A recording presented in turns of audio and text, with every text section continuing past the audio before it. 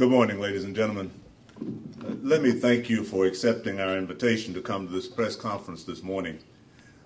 We have what we think is great news for Alabama State University and for its future, especially when it comes to our communications and our communication students. Several months ago, we began an internal review and evaluation of our communications program, especially the portion of the program that had to do with academic preparation and the readiness of our students for the job market. Our evaluation led us to the conclusion that we needed to seek expert advice on that subject and on how best to remedy any difficulty we faced.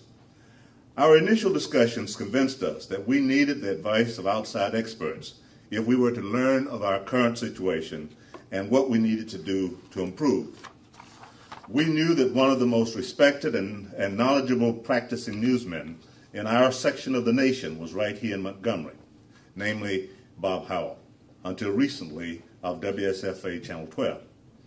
Our initial conversations with Mr. Howell, mainly about our students when they accepted internships, for example, confirmed what we had learned elsewhere, namely that they were theoretically well prepared, but that they had not been appropriately exposed to the applied media.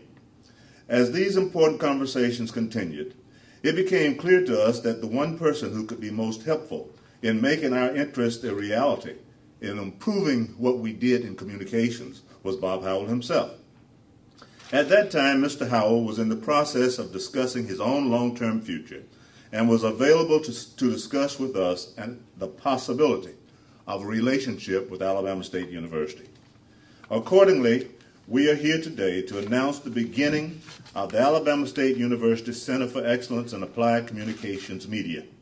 The Alabama State University Center for Excellence in Applied Communications Media. We have asked Mr. Howell to join us and to take the lead in developing the center, which will provide state-of-the-art facilities and equipment and hands-on knowledge for our students and his colleagues. We are also involved in acquiring additional first-rate space for the use by our students, our faculty members, and the members of the center. We believe that this activity, which we are launching, will enable us to rebuild our overall infrastructure and the outcome for our department and our students of our Department of Communications, and the impact of communications on both learning and teaching and on addressing important issues as we face the various publics about what's happening at the university. Today, we are delighted to have Bob Howell join Alabama State University. We are delighted you're here, Bob. Thank you so much. This is really different to be on this side of the press conference, let me tell you. I'm delighted, first of all, I'm excited to join the team here at Alabama State University. I have 24 years of college teaching at Troy University before I came here, and so I'm well aware of what goes into making the best of the opportunities that the students face today. 40 years in the television business, almost 45 years in radio and television together.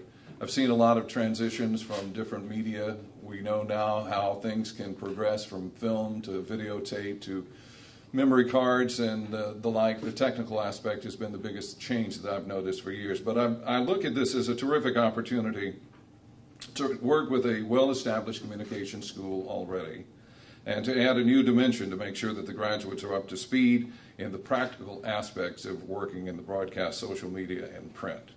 I am thrilled with the administration's commitment to this project for the Center for Excellence for Applied Communications Media, both manpower and equipment.